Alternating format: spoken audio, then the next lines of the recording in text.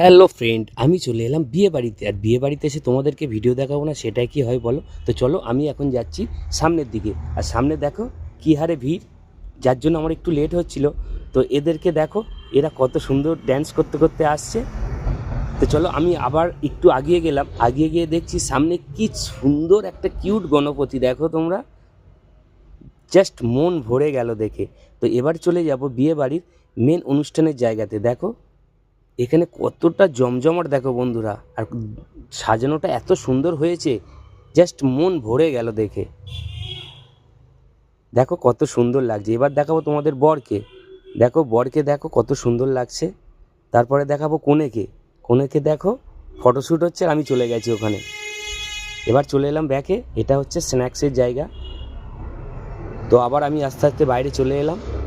দেখো এদেরকে দেখো, কত সুন্দর লাগছে, আমার দেখে টাটা দিচ্ছে। সত্যি আমি খুব আনন্দ পেয়েছি।